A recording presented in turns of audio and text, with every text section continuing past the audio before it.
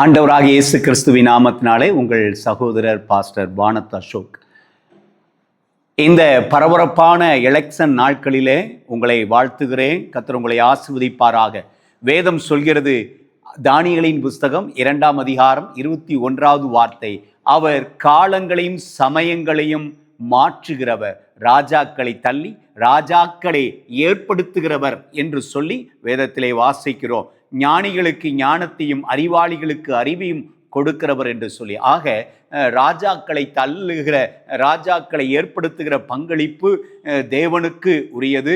அது தேவ ஜனங்களாகிய நமக்கும் நமது சபைகளுக்கும் உரிய மிகப்பெரிய பங்களிப்பாக இருக்கிறது.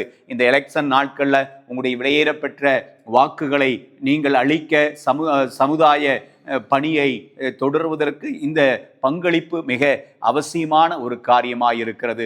கர்த்தருக்கு மகிமை உண்டாகட்டும். நாம் சிந்தித்து செயல்பட வேண்டிய அவசியத்திலே இருக்கிறோம். சிறுபான்மையினருக்கும் தமிழுக்கும் தமிழுடைய வளர்ச்சிக்கும் தடை ஏற்படுத்துகிற கட்சிக்கும் அதன் கூட்டாளிகளுக்கும் ஓட்டு அளிக்காமல் அல்லது ஓட்டு போடாமல் ஜனநாயக பொறுப்பை நாம் அளிக்க வேண்டிய பொறுப்பிலே இருக்கிறோம். நமது ஓட்டுகள் சிதறும் பட்சத்திலே நாம் நம்முடைய பங்களிப்பை தவறாய் பயன்படுத்துவதற்கு ஏதுவாக இருக்கும். எனவே நமது ஓட்டுகள் சிதறாதபடி ஞானமாய் செயல்பட உங்களை வேண்டுகிறேன். ஒரு கதை, ஒரு சம்பவம் எனக்கு ஞாபகம் வருகிறது.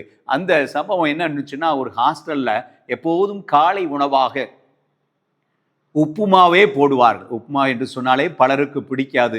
ஆனால் அந்த 2 நபர்களுக்கு மட்டும்தான் அந்த உப்புமா சுவையானதாக இருந்தது, உடல் ஆரோக்கியத்துக்கு உகந்தது என்று அவர்கள் அறிந்திருந்தார்கள்.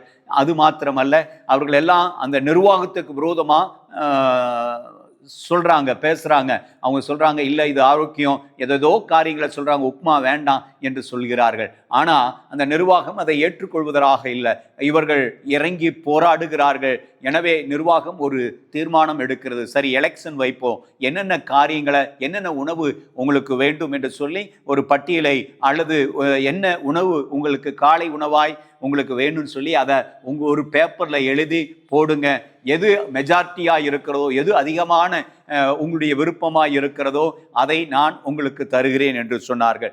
எனவே எல்லாரும் சந்தோஷத்தோடு கூட ஒரு பேப்பரை, அவர்களுடைய கரங்களில் கொடுத்த பேப்பரை எடுத்தாங்க. ஒருத்தர் சொன்னார், எனக்கு பொங்கல் வேணும், பூரி வேணும், இட்லி வேணும், தோசை வேணும், ஊத்தப்பம் வேண்டும், இடியாப்பம் வேண்டும் என்று சொல்லி பல கருத்துக்களை இந்த 10 நபர்கள் வாக்களிக்கிறார்கள். ஆனால் 2 நபர்கள் மாத்திரம் எங்களுக்கு உப்புமா தான் வேணும்னு சொல்லி அவர்கள் ஒருமனமாய் வாக்களிக்கிறார்கள். என்ன எலெக்ஷனில் அந்த காரியங்கள்லாம் என்னப்படுகிறது, கடைசியில் உப்புமாவுக்கு தான் 2 ஓட்டு, மற்ற எல்லா காரியங்களுக்கும் மற்ற ஓட்டுகள் எல்லாம் சிதறி போனது.